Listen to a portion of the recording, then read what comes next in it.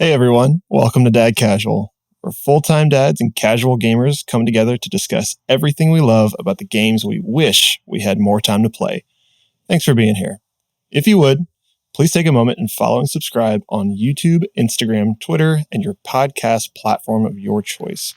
And if you ever have any questions, topics, or thoughts, feel free to email us at dadcasualpodcast@gmail.com. We'd love to hear from you. And without further ado, this is Dad Casual.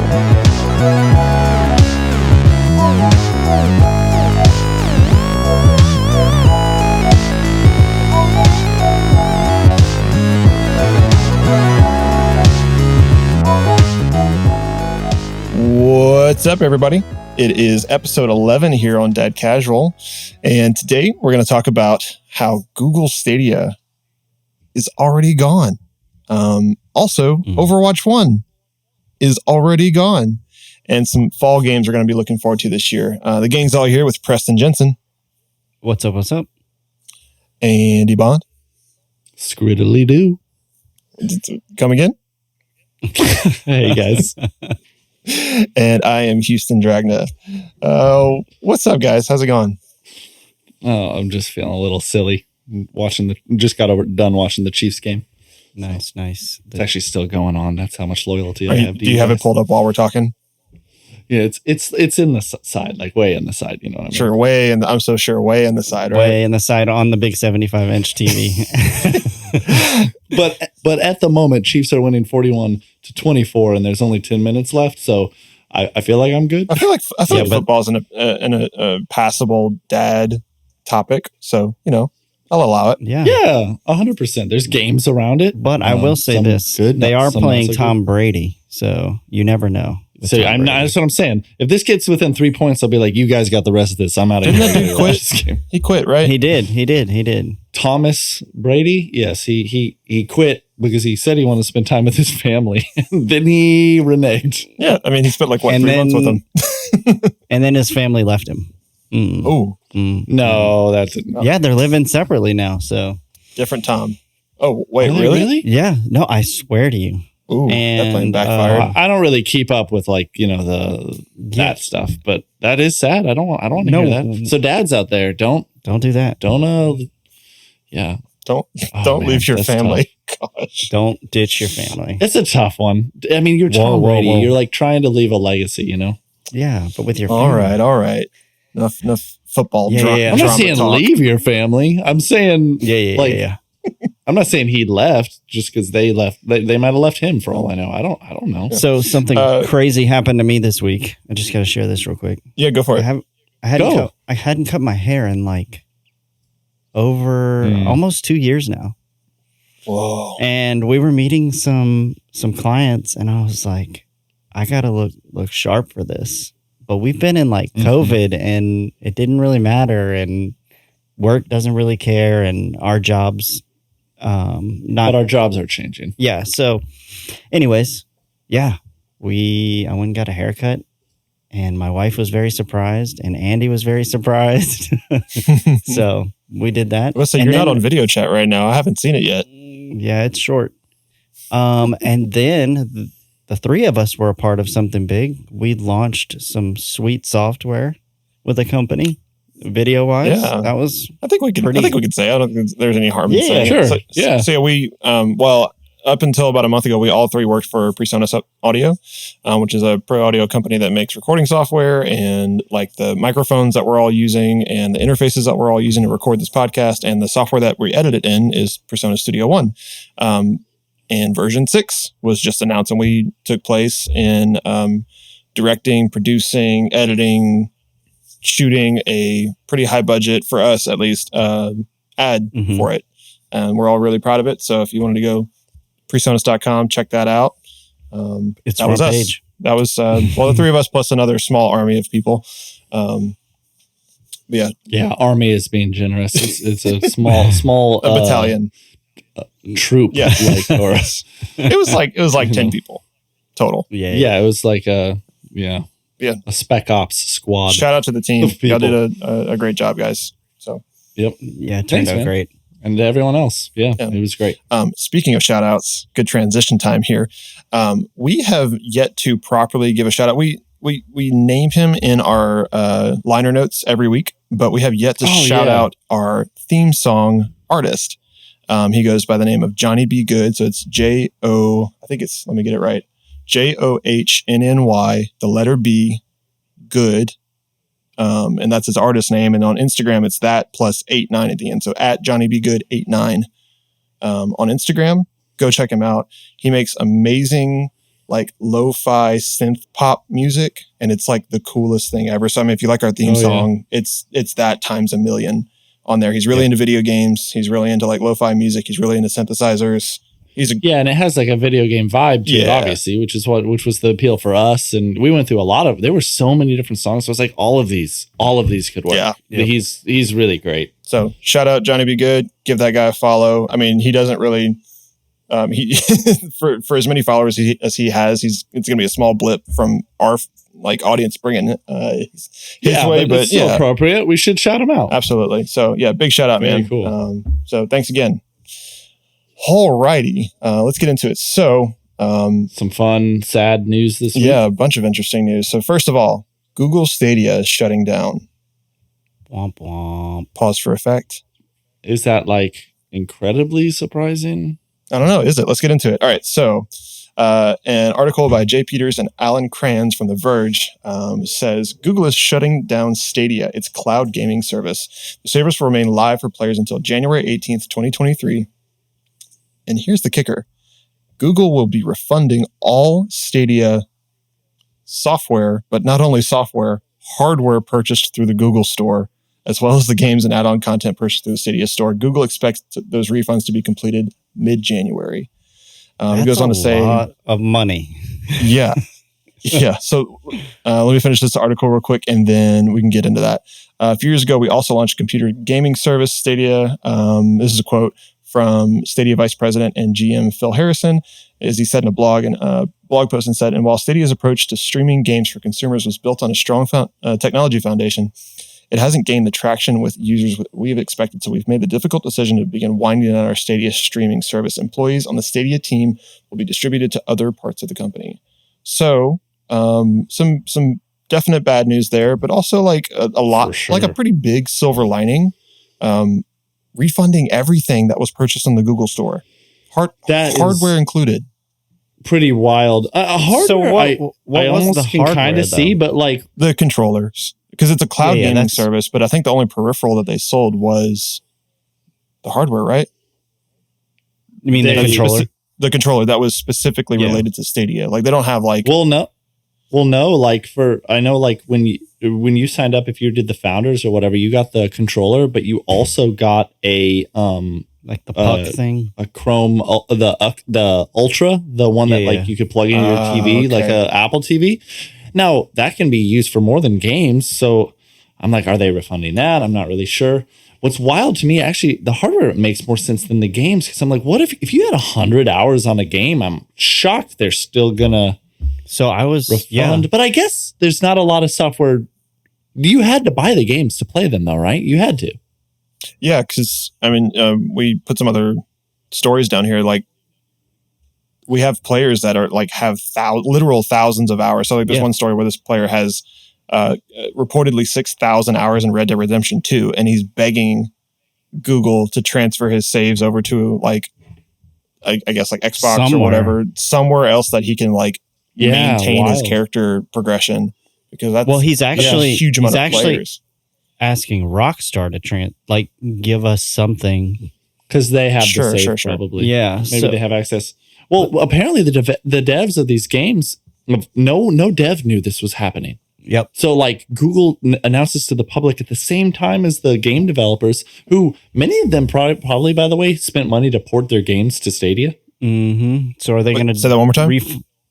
Many of these developers had to spend extra effort to port their games to Stadia. No, I think how Stadia worked, I could be wrong, but it was all PC based. I remember when this got announced that they were all about like, and we're going to work with developers to make it easy for them to get our game on Stadia. Like, I don't think it was no effort. Like, quote unquote, PC based. I'm sure there's still like special concessions that have to be made to like make it work through that type of cloud gaming service. Yeah.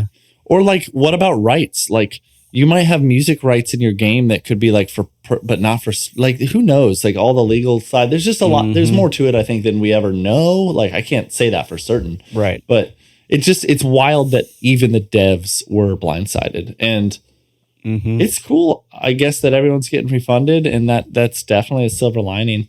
I know, like, CD Projekt Red, too. There was a Cyberpunk player who reached out, and he said literally, This one's crazy to me. He said, "Can CD Projekt Red please make cloud saving available for Stadia as well? I care more about my saved game than a game refund." And he posted that on Reddit. Wow. That was a Reddit post.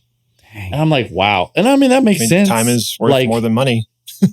if you love the game and the game only costs $20 or $30 now, like, are you like, it's not right to lose that, but that's not that much money if you love it, if you check your favorite thing you do every night. But your save game is worth way more than $20 or $30. 100%. I think that would suck for me. Well, like, I think about GTA 5. Right? Yeah, I mean, all the hours you put in, like, right now, if it's a unique experience too. Zelda experience was just wiped, you'd be devastated, right, Houston? Yeah,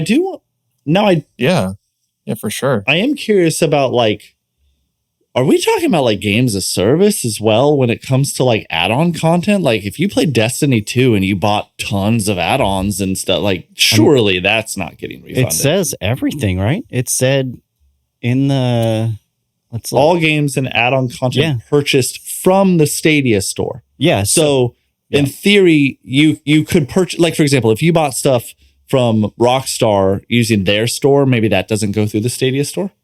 Yeah, it's like, what happens when you're in the game? The microtransactions in the game, do those count as purchases through the Stadia store? I would imagine they do, because it's being hosted through Stadia. Because if there's no in-game, like, okay, let's take Rockstar, for example, right? Like, I buy their dollars or whatever they are in their game. How in the world, if they don't let me save it and transfer it to another device, I can't use that, right?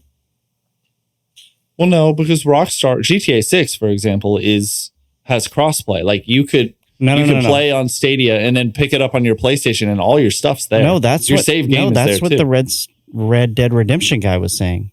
He just wants to be able to. Oh, they don't have that, right? At least in that game, not like Fortnite. Like Fortnite, I can play from Switch to PlayStation, and all my stuff just transfers. But that's not true with Rockstar's games. Wow. Yeah, many that's games what I mean. like that. So if I bought something in Red Dead Redemption, and I don't even know what you can buy in there, but you buy something for online, now what? Because you bought it through Rockstar. I don't know. I also don't know. There might be a difference between Red Dead Redemption single player and online, the same way that, like, there's GTA and there's GTA Online. Like, maybe GTA Online has total crossplay functionality. Like, you can switch between systems however many times you want, and it's all right there. But maybe single player, because it's a saved game. Yeah. Like, you know what I mean? You have a save state that you can load. You can do cheats if you want. You can do whatever you want. Usually MMOs are different. Swap and play, like, on a situation. You can't save a game state in an online game like that. It has to be stored on their end. Yeah. It has to be. That's the nature of the system. Yeah. So, I mean, wow, it's still wild. I mean, it would be like, I'm trying to think the equivalent for some of these players, if they really went all in, was that they just, like, if PlayStation shut down, like, I would be like, what? I have so many games and content. Now, granted, it's only been a few years for Stadia, but I thought this was interesting. I pulled this up. If you go to, there's a funny website called killedbygoogle.com. Yeah. You can look up every project that Google has ever launched and closed, and it shows how quickly they've done it. There are 274 projects that they have launched and terminated, and like major projects. And so many are like 3 months, 2 years, 1 year. Like, people pay for things and then they just shut it down because Google is really only interested in mega successes. They have no interest in running like just mildly profitable operations. Makes sense. It kind of makes sense, but like another company would like sell off that. Like, if something made, let's say, a couple $100,000 a year profit, they would maybe consider selling that. But maybe because it's Google and you need their, their system, like their servers and everything. It's just, also it doesn't make sense. They're also $1 trillion company, so I mean, like it's just wild. Yeah, like I wonder how much Stadia is actually worth. Like, I wonder how much money they're actually refunding. Like, is it hundreds of millions? Is it tens of millions? Yeah. I think Google's whole mentality towards business is let's do like 20 major projects. And if one sticks, we'll keep that one and we'll trash the rest. And then we'll just keep doing that until we have as many massive successes as possible. Like, it's an interesting way to do business. It's almost like when you play poker and you have a chip lead. Like, you can play wild and risky. Mm-hmm. Not going all in, but you can do huge bets, and if you lose it, so what? You'll gain it back. Yeah. If anybody that's listening is a Stadia player or owner, let us know your thoughts. That'd be interesting. Please. I don't think I've ever seen a piece of Stadia hardware or like logged onto it ever. So I pre-ordered it. Really? Did you? Preston knows I pre-ordered it. I told him I was going to get it, and then I waited, and I said, you know what?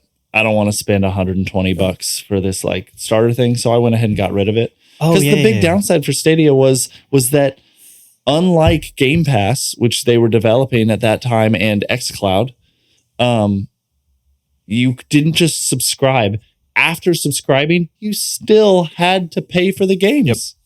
So it'd be like paying for Game Pass and then being like, you still don't own a game. You have to buy the game to stream it. Yeah. Interesting. Like that. How do you compete? They can't compete with Xbox. This reminds me, at least the way the controller is designed. I actually did the Kickstarter for the Ouya. You remember that? Yeah, a few years back? I do. I remember it in the magazine. Yeah, I had one that I used for a very brief time. I forget what I did with it, but I definitely had one. It wasn't even close to a competitor. No. But it was kind of a fun, like similar, like micro console type thing, but it ran on Android. So I don't know. It gave me a call back to that. But yeah, man, wild. So what else is dead now, Houston? What else is dead is Overwatch 1 is dead as of today. But it's because womp womp womp. Okay, wait, before we go into that, why have you either played Overwatch? Either of you played Overwatch? Yeah, I've had it since it came out. Okay, and you enjoy it? I really do. I really do. So I never owned it, but my father-in-law owned it. And when my first son was like a baby, we'd go over to still visit the in-laws all the time. And when the baby was napping, I'd like have nothing to do. Mm-hmm. So I would play his Overwatch game, and we'd go like, I feel like once every other month at that age. Like, we'd go all the time, and I would just spend a day playing Overwatch. And I played it enough that when I got home, like I never really felt the urge to keep playing. I didn't have friends that played it, but I really liked it. Yeah. I've never played it, but I've seen people play it, obviously. And actually, I think I remember the first time I remember hearing about it was at PAX, Andy. We went the first year, and there were a couple people dressed up as characters. And I was like, there definitely is a cosplay community around it. For sure. It's a I guess like it's a mascot team fighter, like is one way to describe it. Like it's like based around these heroes. It's very much like League of Legends. It's like a it's like a third person like MOBA. But a totally different style of game. So you're not playing like League. It's a shooter still. It is, yeah. But it's a 6. Well, the current one is 6v6. And what we're getting into is Overwatch. Let's go ahead and get into that. Overwatch 1 is dead as of today, right? Like they shut the servers off. Today was the last day. Today is Sunday, October 2nd, and it is dead as of today. So, in question about that. Sorry, I have a question about it. I'm sorry to keep interrupting, but it's an online only game, correct? No, there is like limited offline modes, but it is limited. There basically is no AI. Basically, there's no campaign. Okay. So like. No campaign. So no one really plays offline. It's online. So yes and no. It's just training modes and stuff offline. Just curious. Sorry to interrupt the message. No, you're good. About to happen.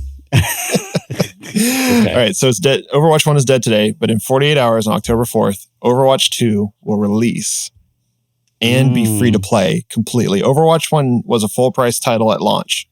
Overwatch 2 will be completely free to play at launch.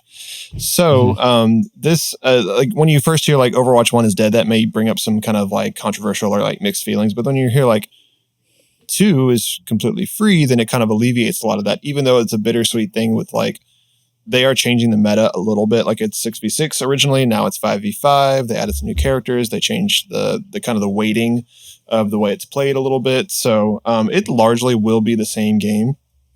But there are some like key things that they did change. So Forbes, Chris Holt from Forbes made a post about this. He said, it's almost time. As I publish this, we are 32 hours away from Blizzard switching off the Overwatch 1 servers before Overwatch 2 launches.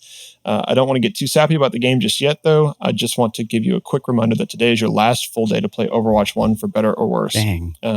Overwatch 2 will be free to play when it releases on October 4th.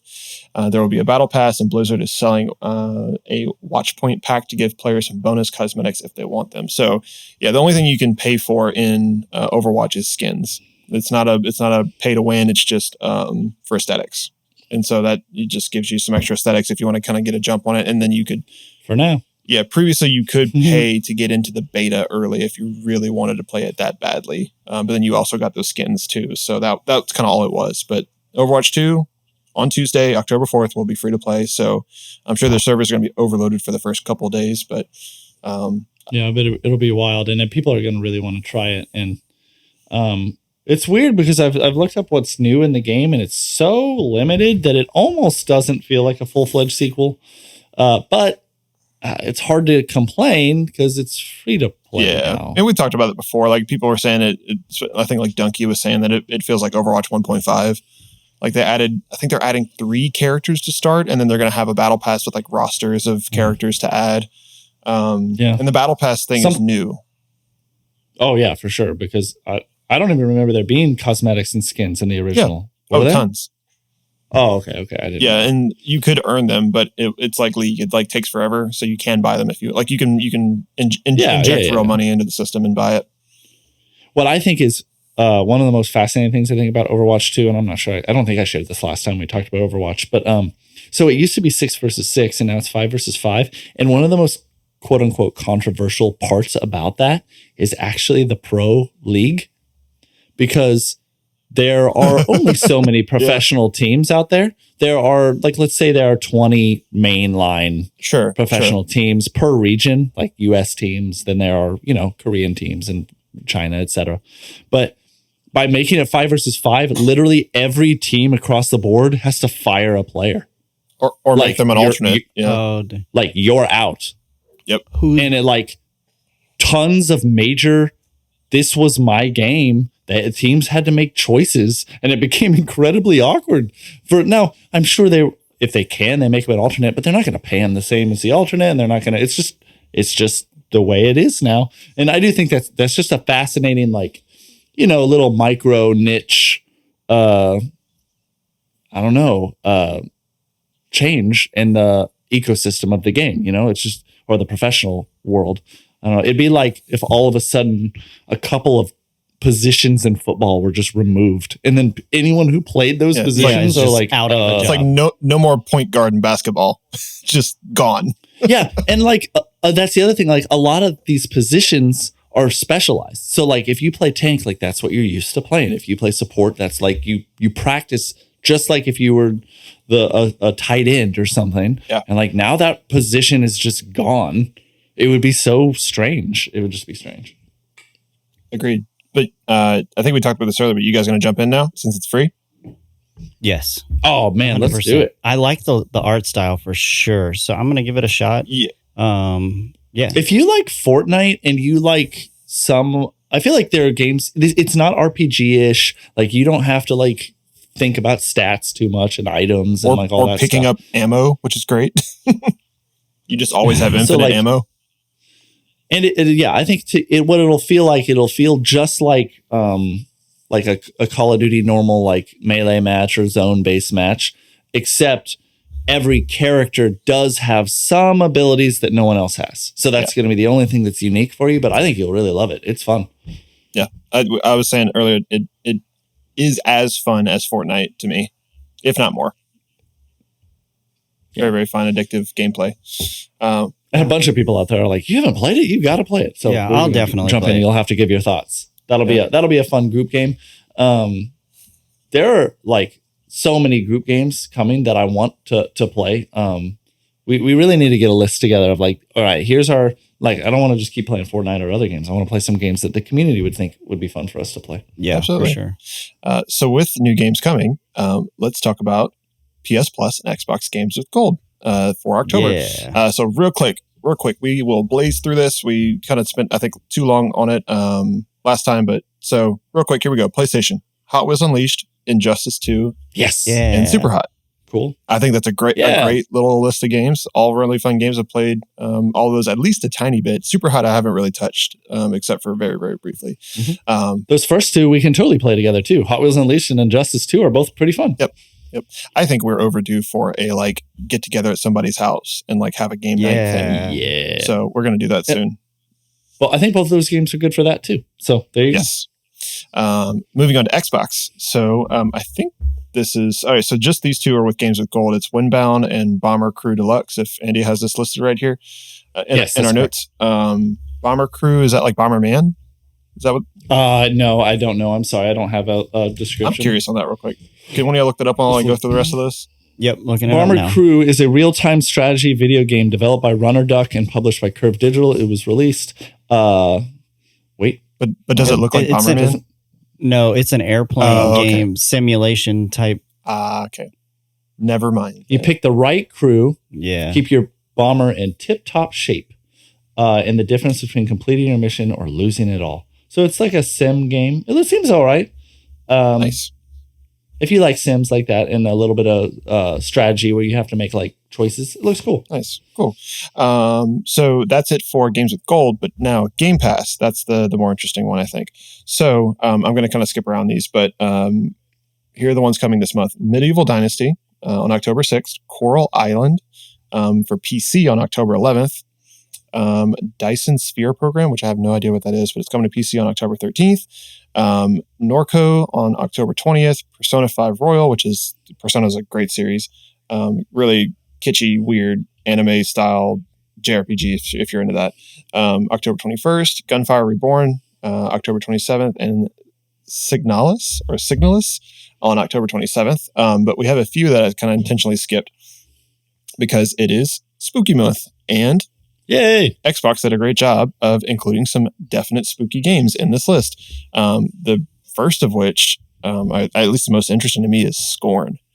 So we briefly talked about this, but that is like this first-person shooter / puzzle game that's like this weird alien body horror thing. Like you're trapped in like this spaceship that looks like the inside of a rib cage. It's really creepy. For the record, I've heard Scorn. When I first saw it, I was like, nope, that looks way too gross and horror for me. Yep. I've actually heard it's a lot more puzzle than like traditional horror, so like run and shoot. Xbox released the first like 8 or 10 minutes of it, and I watched it because I don't have an Xbox currently, but I don't really have any interest in playing this game because it just seems really way too over the top gross for me. And I was proven right, but yeah, it is mostly like kind of getting through different passageways, and there is some definite like survival horror / first person shooter ish kind of vibes going there, but yeah, it seems like they're going kind of like that kind of Zelda-esque dungeon crawler like puzzle-y type thing with it. It's just really creepy.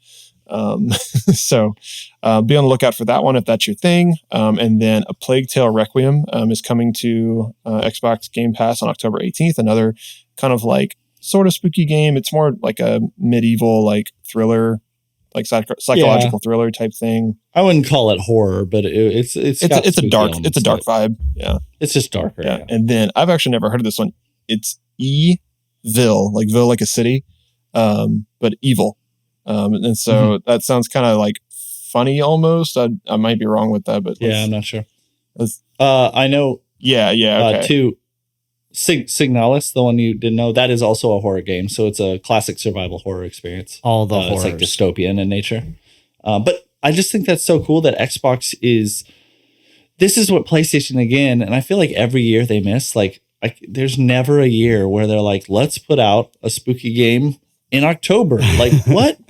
Yeah. Like, it feels like easy pickings. Like, and I don't know, maybe because PlayStation has not announced any new additions to their now PS Plus subscription service. Yeah. Where you get games in the extra or premium tiers. Now, September was a banger, though. So maybe October is coming a little later. I think they announced September a little later for the actual like higher tier subscription games instead of just the PlayStation Plus games. So yeah, maybe we'll be waiting for that. Real quick, Evil is actually a day and date. It's a new release. I didn't know that. So cool. On Steam it says betray your friends and lie your way to victory. It kind of looks like Clash of Clans style artwork, but like a little bit more robust. But it is like more of like a fully fleshed out 3D game. But it says, betray your friends and lie your way to victory, inspired by popular multiplayer and social deduction party games such as Werewolves and Among Us. This is a new take on the concept with real-time gameplay and interaction. Well, that's fun. Yeah. So I say Clash of Clans. It's just like a more cartoony, like 3D style game, like maybe a little less polished than Fortnite, but that kind of vibe. But way more fully fleshed out than an Among Us. Yes, that's like hand-drawn. This is 3D. I'm actually getting World of Warcraft vibes. Yeah, that may be Fable as well, but it looks more dated. Like it looks like Xbox 360 era graphics. I like the fantasy vibe too. So it looks kind of cool, man.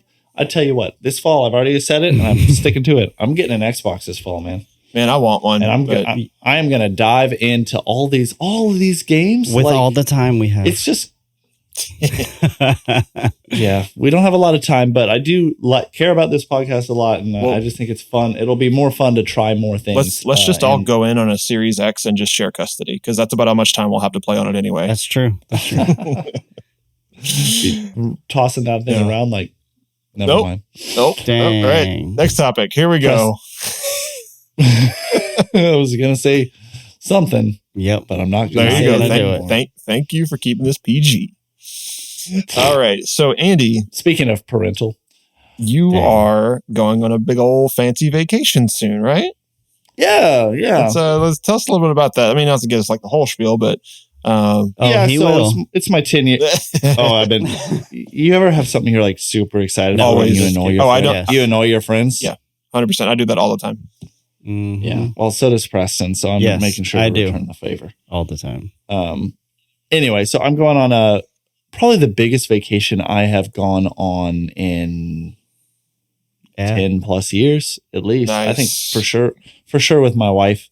It's our 10-year anniversary. So we're going to Europe on a cruise. We're taking a Mediterranean cruise. I'm going to go to Spain, France, and Italy and do some things. But the reason I bring it up is because I am going to bring my Switch, and I just got some new Switch controllers that don't have. I had some drift and some buggy. My R trigger wasn't working.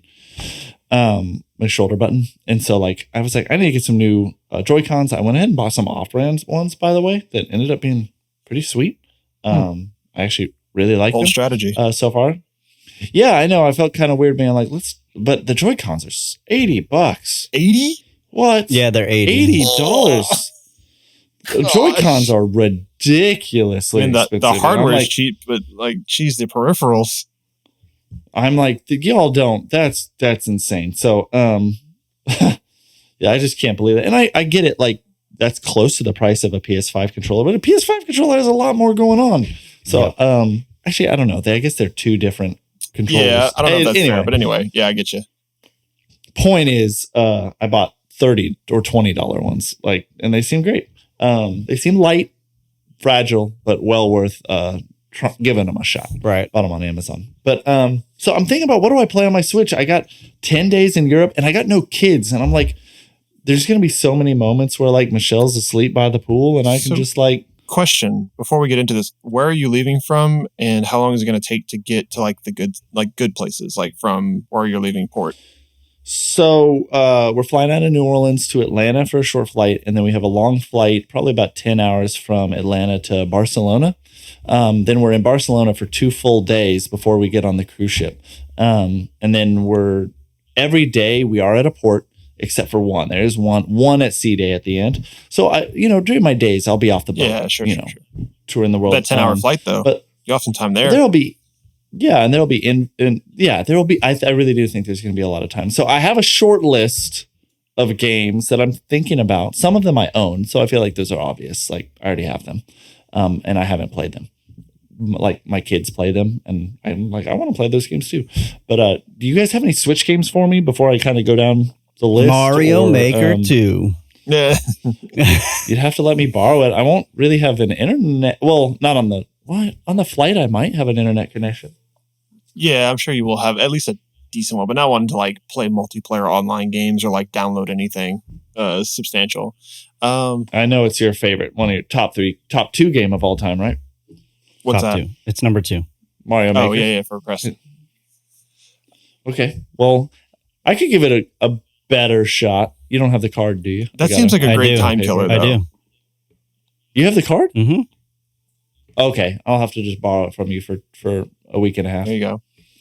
I see. Do you want to go through your list real quick? Just kind of like rapid fire them, and then we'll talk about a few. So my number one I really want to try is Tunic. Tunic, I mentioned on a previous podcast episode. It's basically you're this little fox. It kind of looks like a Zelda-like, but it's also kind of looks like a not 2D. Like what do you call top-down isometric? Isometric. That's the name. It's kind of top down. It's more like looking at an angle, but you can move in all directions. And the combat looks challenging, but there seems to be a lot of puzzles, a lot of Metroidvania-esque feeling to it. And just like you can discover this guide, this manual that you can over time, and then it'll teach you moves. So I really think it looks interesting. I was kind of hoping PlayStation would announce that it was coming day and date to PS5. I made that prediction, I think, 2 months ago. But so we'll see. Maybe they make that announcement very soon. And then I probably wouldn't get it on my Switch if I knew I had it free on my PlayStation. There you go. Another one I really want to do that I think would be perfect for the Switch because it's not very graphically like intense would be Return to Monkey Island. Monkey Island is the first game. The Secret of Monkey Island is the first game I ever played back in 1994, probably. Wow. I was probably 5 years old. We played it we had 2 3.5-inch floppy drives. You had to, once you got so far in the game, you had to switch the floppy drives. Nice. I thought it looked cool. And it's a brand new game, and I could kind of give a review when I got back. I think it could be fun. And I've heard it's great. Everywhere I've seen it's had some pretty good reviews. So, one I see on here that I think would be really interesting is Hades. Mm-hmm. Yeah. So that got I haven't even touched me neither, and it looks incredible. And it got like Game of the Year from like several publications, including IGN, I believe. Yeah. And apparently on Switch, it actually performs very well. That's always my concern with Switch games. Is that like, is it going to stutter? I had that bad experience with Call of the Lamb, and it was kind of which that game doesn't seem super like graphically intensive either, though. So that's it's kind of hit or miss there. I was also thinking Death's Door is kind of an indie game that looked interesting. That's like emo Tunic. Yeah. It's like, but it looks cool. But it looks more like you're doing like dungeon runs and things. I also really loved Mario plus Rabbids, the original, and the new Sparks of Hope game. Wait, when's it come out? It's very soon. That was one of the first games I had for Switch. I played a good bit of it. Oh, it comes out the day I leave. There you go. October 20th. That could be a good one because I would be so fresh and could jump right into it. And I do like the strategy aspect of it. And it looks fun. Kirby looks good. I kind of like that it's Kirby's one I already have. So I already own Kirby in the Forgotten Land. So that's like for sure. Blast. I'm bringing it and I'm going to dive into it. Yeah. I've already played quite a bit of it with my kids helping them, but I think I'm definitely going to have more fun just having my own save and playing the game. If you want to play Pokemon Sword, it's on my Switch, but digitally. You can take my Switch instead. I also have Pokemon Sword. My son there has you it. I just didn't feel very inclined to play it. I don't know. Pokemon games have become it's like the other one, just with different Pokemon. Yeah, so I wasn't super impressed by this one, but and the only other ones I had on were Animal Crossing. I never really gave it a shot. Not a good shot. Like I kind of tried it. I liked other games a little bit more that are in that same genre. And then Marvel Ultimate Alliance 3 kind of looked cool. I wasn't really sure. Okay. One more I put on your list, and I think you see it there. Since I don't know if you even had a chance to get to it because everybody's been so busy with all the work stuff, but Monster Hunter, there was a newer one announced just for Switch called Monster Hunter Rise. And that looked pretty cool. Actually, my favorite Monster Hunter was the Wii exclusive called Monster Hunter Tri. And that one was surprisingly good. And so it was called Tri? Yeah, TRI, but it was the third one. Oh, not TRY. Like, give it a shot. No, like try it in 3. Yeah. Hey, you should try the game. That's hilarious. Yeah, I've already downloaded and played maybe an hour's worth of Monster Hunter World. And I think that's a good recommendation. I thought about it and I was thinking like, I'm actually I can see the appeal of Monster Hunter World already. And it's very responsive. It's snappy and pretty fun. I want to get a little farther into it, but if I really like it, Rise is more of a tailored experience to the Switch. It's a little bit less graphically intensive, and it's like there's some different like gameplay niche like things that kind of go on to kind of make it a better fit for the Switch, I believe. Sure. Okay. Well, I'll think about that, and I'm thinking I'll probably do like I'm for sure going to do Monkey Island because I know I want to do it. I know I'm going to do Kirby because I already own it. And then I think I'd like to do like 1 or 2 more as options. Probably like Hades, Mario plus Rabbids, or Monster Hunter all feel like contenders. And Tunic for sure. If Tunic doesn't come to PlayStation included, I think that's one of my most excited games to play coming out. So that's just I really, really want to play it. So we'll see. Nice. I'm interested to see how many games you actually play. I feel like same because we'll play maybe a couple hours on the plane. I feel like you're going to be too excited. Your wife you're going to want to give your wife all of your attention, and there are going to be so many things to do and see on this trip. I would be surprised if you even play a couple hours. Sure, I get what you're saying. I guess for me, I feel this is the first trip without kids in so long. And so like, I mean, there's even going to be a point where my wife's sick of me, I think. You know what I mean? Like she's going to be like, I just want to take a nap. And I'm going to go, okay, I'm not really tired. Maybe I'll sit on the balcony and play my Switch, like just chill for a little while. So we'll figure it out. Nice. Well, I hope you have a lot of fun, man. Well deserved. Thanks. Which also means I'll be out for 2 episodes. But maybe we can consider bringing in a guest host. We haven't done that yet. That could be fun. I think we've already considered a few options, but we need to reach out to some people, or we can have the little Preston and Houston show again. That was fun. That was a blast. I know this guy named Ninja. I also know Steve Harvey. Just being ridiculous. Mr. Beast. Yeah, he might jump in for a little stream. All right. So moving right along, we're actually about to wrap up this episode in a little while, but I think I wanted to maybe start talking about a little bit more dad stuff on the regular for this show. Yes. Just because it is called Dad Casual, and so we kind of want to lean a little bit more into that. And we just talked about like Andy's like personal like vacation and like how they're excited as a couple like spend their anniversary and stuff, which is a cool thing. But I want to start maybe giving a dad tip of the week. We can try this for a couple weeks, see how it goes. But just some like little short and sweet, or they could be longer form if we feel like we need to. But just some quick tips for those who are parents, who are dads, who are moms, who are spouses, kind of everything encompassing for those types of things. So, Preston, cool. I know we all have things written here, but Preston, why don't you go ahead and go first and let us know what your dad tip of the week is? Yeah. So I would say something I've learned. I have one. We weren't planning on any, and I think I've shared that in a previous episode, but we have one, and you weren't planning on any what? Children. Oh, you were planning on having a kid. Sorry. Gotcha. I get what you're saying. I thought you were saying I wasn't planning on having any tips today. Oh, no. And I was like, oh. No, sorry. We were not planning on having children, and here we are with a little one, and he's amazing, and he's 3. And I will say something I've learned very quickly is, first off, I love to buy him things, which is just crazy. I love to see him happy. But that leads into this. I think the little things and the little adventures mean way more to him than like taking him to Disney or those things are incredible. Like, so cool. Yeah, but I think some of the best moments and the happiest I've seen him is when we make silly faces at each other. Like if I sit in the back seat with him and Christine, my wife, drives and we act silly or look at the iPhone or look at pictures of him. Just little adventures and little things, little changes of pace. The happiest I've seen him, I think, ever was he loves Hot Wheels right now.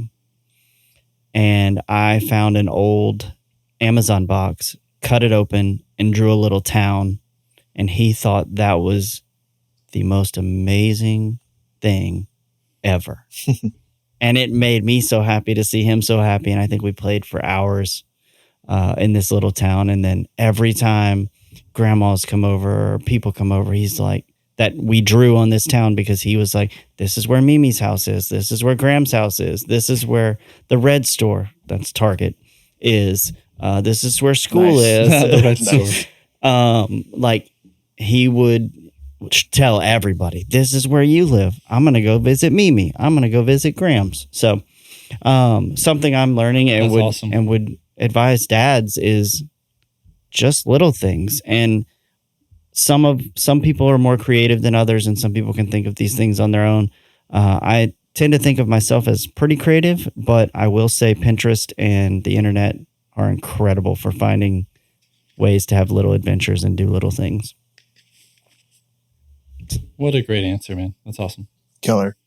Yeah, because I mean, the thought I had was like, at that age, like kids don't have a reference for like how much stuff costs or like how much effort it took to do. Like, so if you take a kid to Disney World, it's like awesome. Like Disney's great. It's a cool thing. Like it's a bunch of fun. They have fireworks and all these rides and all these characters, and it's like amazing. But it's like, yeah, you drawing on and like creating a world with him, even if it's like with Sharpie on cardboard boxes, and like that's just as new for him, and like he doesn't have an appreciation for how much something costs or all the effort. Exactly. So, and we know there's that cliche about like you give a kid a present and they play with the box. Like to them, a box is new at that age. Yep. Like at that age, that is a new thing to them. And so it might be cooler than the toy. And it's almost like, let them do that. Like let them play with that box. Like don't be the dad who's always like mandating that they do what you want to do. Like if they are enjoying and thrilled and excited and having imagination about something, like,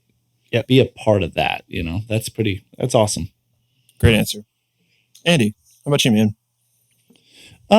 Yeah, I thought about this. And I think it's also like these tips each week can be family tips too, like not just kids or Debbie and dads, not just dad tips, but because I think it's all wrapped into one. But the thing I thought about, and I heard this probably like 8 years ago, and it's just stuck with me.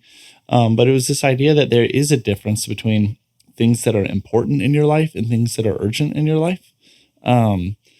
They seem the same, but when you really think about it, you're like, okay, what's urgent in my life? Like, I got to pay bills this week.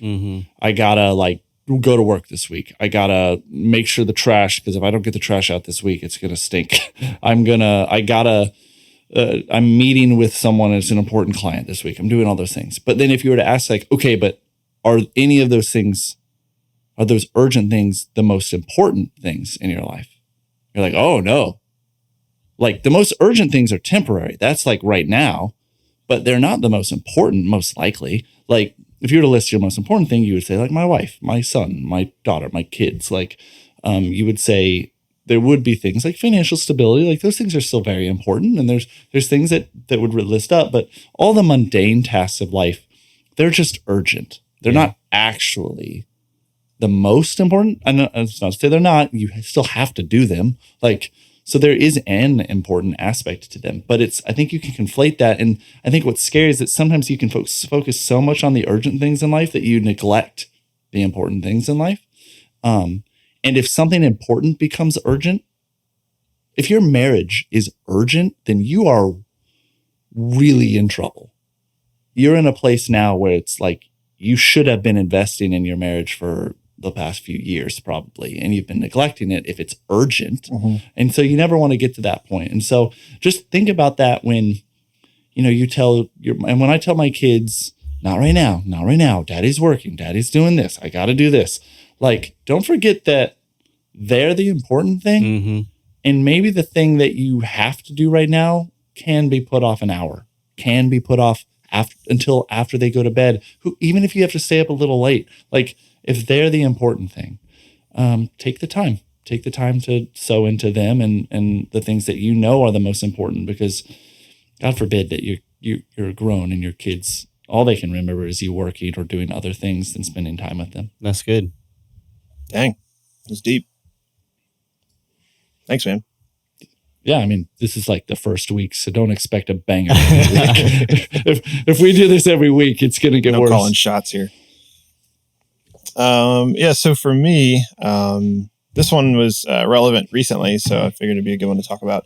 I'm calling it "Give Your Spouse a Break and Support Their Interests." And so if you are married or if you have a partner, so I guess I say spouse, but this can be partner, this could be SO, whatever you want to call them. So while you have a lot of, like what Andy was saying, you have a lot of important things going on, a lot of urgent things going on.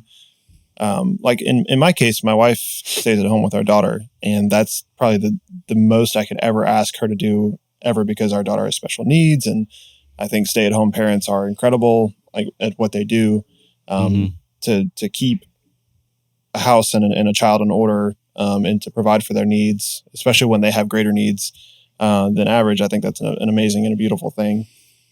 But if they're limited to just that, I think that's a sad existence. That's a pitiful life. And so I think everybody needs to have hobbies and interests and things that kind of like give them life more so than like just their family and just their kids. Cause I think it's important to be able to kind of like separate and be your own person.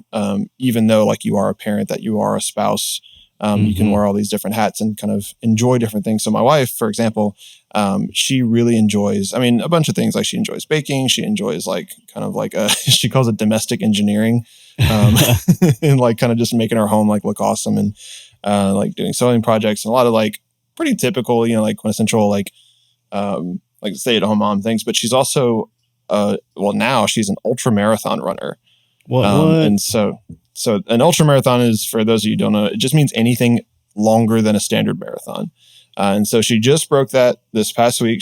She just turned 30 yesterday. So we had a big weekend for her and stuff. But the week prior, she was in Kansas running a 50K, which is like 31 and a half miles or so, because she wanted to break 30 miles for her 30th birthday. And she did it. She wasn't trying to place or anything. She didn't, but she finished the race. And her dad was a coach for her, and he does that all the time. So, but all this to say that like she wouldn't have been able to do that if I wasn't sacrificing my time and like my relaxation to watch my daughter on evenings so she can go run for like 2-3 hours at a time. And I'm not saying this to say like, oh, like I'm an amazing husband or spouse or whatever, but I think it is important to be uncomfortable or to sacrifice your time to make the people in your life happy and happier to do what they want to do, and to sacrifice willingly and to be selfless. And so that's kind of the whole point of it. So, don't be a jerk. That's a great answer. Man, we're not bad dads after all. After all, even after all the reviews saying that we were, there are, believe me, listeners, there are tons. At least there are tens of negative reviews saying that we're Preston's wife is known to give. Oh man, our one force. You got to tell that story. So we have of what I mean. Andy and I own a business, and we have all 5-star reviews on our business. Never gotten anything less. Like more than 50. Like lots. And like these reviews you can only get if we. So we film weddings is what we do. Yeah. So, and you can only get if you've actually filmed a wedding and the person's been in it. So you can't just get reviews from anybody. So I filmed my sister-in-law's, my wife's sister's wedding, and asked my wife to give us a rating as we were building our business. This is the very beginning. We had like 2 reviews at the time. Yeah. Yeah. And she gave us a 4-star review out of 5. Out of 5. Because she said it would be. This was a relative? This was my wife. This was Christine. Oh, your wife did. His I wife thought you were saying your wife's did not. sister or whatever. No. It was your wife. We filmed her wedding. Yep. And I asked my wife, because she was the maid of honor, to give us a review. And she gave us a 4 out of 5 because she said it would be more realistic because she didn't believe we would have only 5-star reviews. And to this day, But you know what's actually realistic? the 5-star reviews. Getting all 5-star reviews. Let's go. Babe, I love you so much. If you're listening, which I hope you are, even though you said you don't really care about video games tonight at dinner, she still listens. So we had like an average of 4 stars until we had like 10 reviews. Yep. Because we had, and I was like, now we got to get 10 reviews. Yep. So random thought to end this podcast. By the way, great advice is maybe don't throw your wife under the bus, but you can blame me, Preston. So when your wife says something, say that Andy did it. That's what I normally She say. can yell at me. Yeah. Mm-hmm. Andy did it. It's got to be your go-to. Any of your problems in your life, it's always Andy. Exactly. All right. Oh, man. All right, guys. Great answers. Listeners, if you like that, let us know. Like, please, like, send us some emails, send us some Instagram comments. Like, let us know, like what you think of the show and what you want to hear more of, what you don't want to hear more of. Remember, you can always reach us at dadcasualpodcast@gmail.com. But as we close out the show, I want to jump right back into You Got a Playlist / what have we been playing this week. I'll go ahead and go first. I have still been in Elden Ring. I'm not going to consider that part of like You Got to Play This anymore because like I've been on it for a few weeks now and I'm hooked. So success on that one. Thanks, Andy. I know I need to give your game disc back eventually, but I'll buy it when I have to. It'll be I think over Christmas in December I might ask for it back. Perfect. So Elden Ring's been great. I found another cool area that I've been talking about, the Shifra River. It's really cool. Siofra. Yeah. I think it's because that's like an Irish like spelling of a name. Oh, like Siobhan. Like that's how you spell Siobhan. It's like Siobhan. So I think it. I mean, so I think it's Shifra. Yeah, I could be wrong. Anyway, really cool place. Incredible experience. It's one of my favorite moments in the game. Very, very cool. And you can't even really describe it because it is like a spoilerish moment. No, but, very spoilerish. So you know it when you see it.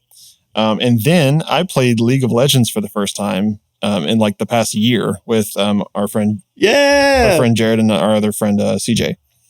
So and I played too with Jared. Nice. Oh yeah, a few days ago as well. So yeah, Andy and I jumped back into it. Man, it was fun. We finally made good with Jared. I guess I need to download this and click. It's free, man. Yeah. What you need to do, Preston, I think honestly, last time you tried to jump in and basically like rush through the tutorials, you almost need to download it and like before you play with us, play through a few tutorials. That is the unfortunate thing about that game is that there is a decent learning curve on it. If you try to just jump in straight with us, I don't know how it's possible to enjoy. Y'all are just much better than me, is what you're saying. No, it's a knowledge thing, not a game being good at it. Like it'd be like trying to play chess without knowing how it really is one of those games that like there are so many mechanics at work that like you just have to do the research to like be able to appreciate it and then be somewhat competent at it. Right. Yeah, I'm not saying you have to be a master, but you have to at least understand like, all right, these are the goal. This is the main goal. These are 3 sub goals. These are important goals halfway through the game. Like you have to at least know those things. But once you get that, you're like, okay, I'm ready. Right. It is very chess-like though. You are right with that. That was a good comparison for sure. Yeah. Yeah. But yeah, that's what I did. I need some more games from you guys, but we can get to that at the end if y'all want. If somebody else wants to go next on what they've been playing. I have not still played anything. Or Preston. Yeah, I haven't played anything this week. I've just been slammed and Preston and Andy they're freaking troopers. They've been so like just glued to computer monitors, editing and filming video like crazy lately. Yep. We've also just been pursuing some new business opportunities to grow our business, our side business that is one day going to be a main business, I think. But it's it's just we're working some things out. Word. Well, it's all good. But continue, Preston. What are you excited to get into then if you haven't been able to play? What are you going to play next? Well, if you had time tonight, what would you play? Breath of the Wild. I really want to play more. It's fun from what I've played. I really want to do that. I don't know I honestly don't know the full schedule for the rest of the year right now. So as far as games coming out, I want to play that. Is it Arkham Knights? No. Gotham. Gotham Knights. Gotham Knight. Yeah. That looks fun. That'll be a fun 21st of this month, I believe. Okay. It's tough for me to justify diving into that, though. It would be really fun to play as a group, but I could see that. We'll see. Very high on my list. It is only 2-player at a time. Mm-hmm. It's co-op, but it's only 2 players. Yeah, I thought it was 4 because there are 4 playable characters, but I believe it's only 2 at a time. And if we had video, everyone would have seen my squinting Robert De Niro face. Why? It is a very graphically intensive game too. That might be part of it. It looks like it's on par with Spider-Man almost in terms of graphics. Yeah, I guess that just feels lame. It does. It can run on 4 different systems. I don't know. This is true. Okay. Yeah, what about you, Andy? That's high on my list too. So I'm diving into Monster Hunter World. Houston challenged me to do 3 main quests. Nice. I'm like I said, I've only played about an hour, but I've made my character, I've made my thing. My kids helped me make it, and they helped me paint the cat. Yes, the cat. I was going to ask about the cat. And they helped me. They made it sadly be our cat that passed away. I had to make it exactly like him. But that was important to them, and I was like, it's kind of sweet. Though they don't really, I think, really even remember him, especially my youngest. I don't think he really remembers. But yeah, I want to dive into that. I definitely want a new challenge from Preston when he's ready. And then kind of the newest thing still is I'm playing Hearthstone. I have the battle pass for Hearthstone, so that I play it every day a little bit. I've been playing Wild Rift a lot on my phone. I hit Emerald and I'm halfway to Diamond, and to be fair, that's a ranking system in League of Legends. Wild Rift, I would say, is if you're Diamond in Wild Rift, you're probably only Platinum or worse than regular League. But that's still feels pretty good because it's been hard. You getting paid for that yet? Not yet. So not yet. Those rankings next month make me think of instantly old person going to Vegas and ranking up as they're playing the slots, and you're gonna get a free meal soon. A comedy. No, it's not like you're. No, it's not like you've spent this much, so you're a platinum member. No. You're the Diamond Club. Yeah, exactly. You're gonna get free show tickets next. No, there you go. I heard a streamer one time say, if you get Diamond in League of Legends, that's the equivalent of quote unquote beating the game. You won. You beat the game. And anything beyond that is just punishment. You just hate your life. Because it gets very hard after that. Anything beyond that is you're playing for money. You're playing in tournaments and stuff with these big boys. Yeah, I would say your tournament level if you can get beyond Diamond. Which I don't think I am that. I just enjoy the game for fun. But yeah, that's kind of cool. I don't know, something a little to brag about. Just other games that I'm looking forward to playing is I kind of listed all my games I'm gonna play on Switch on vacation. But before I leave, I really, really want to dive into Hot Wheels Unleashed. Yeah, I think I want to play that for a while, and yeah, I guess that's really it right now. I lately I've been watching YouTube videos and really looking forward to the Harry Potter game, and I know that doesn't come out until next year, but I'm getting pumped. I can already feel the urge, and I'm resisting it to pre-order a game, and I'm like, don't do it. There's no reason to pre-order. They will announce that it is a trash game, and I won't buy it. But I really hope that doesn't happen. You can also get it instantly too if you really wanted to. After it comes out. Exactly. That means, hey, it's a great review, and I buy it immediately. And I miss the the one free outfit that you can probably get in the game anyway. Yep. Like whatever. Yeah.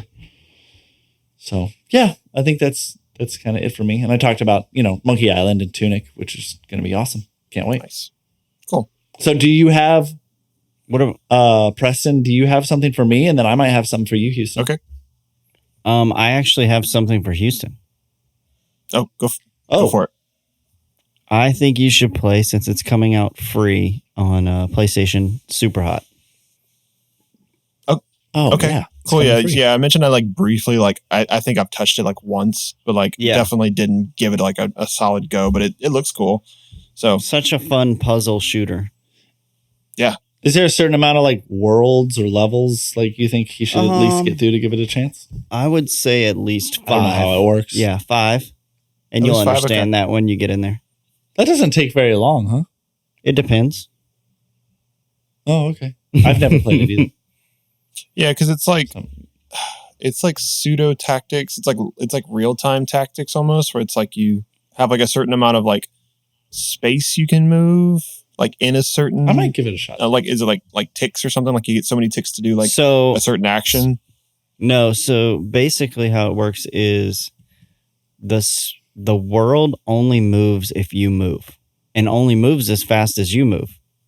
So it's like That's the such a cool mechanic. Matrix style, but there's puzzle to it too, which is really fun, and there's different things you can do. So if you completely stop moving, it just is totally pauses frozen? the game essentially. So it moves. There is a base so time slowly that moves super so slow. Yes. God. And so you can't just sit there. And you do have to eventually make some choices. So I beat the game on console several times. And then I played it. One of our friends, Ryan, got VR.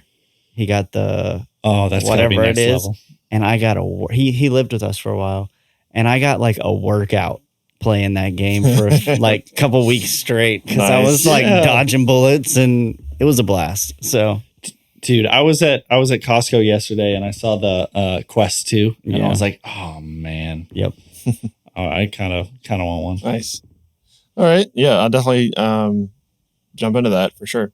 Andy, did you have one or Preston, did you have one for Andy? And then Andy, do you have one for me? I don't have one for Andy right now. Sorry, Andy. That's okay. You don't. I have plenty of games to play, and I'll get through it. But think, Preston, and maybe you'll have one for me. All right. So I didn't I don't entirely know if you've played this yet, but I have a few for you. So the one that I want to recommend first, if you haven't played it, is have you ever played Ori and the Blind Forest? No. I was thinking Okami for a second, but no, I haven't. I know Ori, and I have not played it. So it is an Xbox exclusive technically, but they released it for Switch, which is a unique experience, and it's pretty cheap. Okay. It's not very expensive. And it's downloaded. I don't even think there is a physical version, but I think you should definitely give it a shot. I think you would really, really enjoy it. Okay. Cool. On the list. Boom. There it is. So there you go. All right. Is that it? I think that's it, right? I think that's it. I think that's it, fellas. All right, guys. Well, we still went a little over time, even though we thought this was be a short episode. Nah, it's all good. Our listeners love us, all 10 of them. So thank you, listeners. But yeah, they 10 listeners, 10 minutes over. Seriously, listeners, thank you so much for joining us today. Once again, if you have anything to say to us, any questions about the show, about us as dads, about video games, anything you want us to talk about more, feel free to reach out to us at dadcasualpodcast@gmail.com. We hope you have a great week, and this has been Dad Casual. Later. Peace. Squiddly do.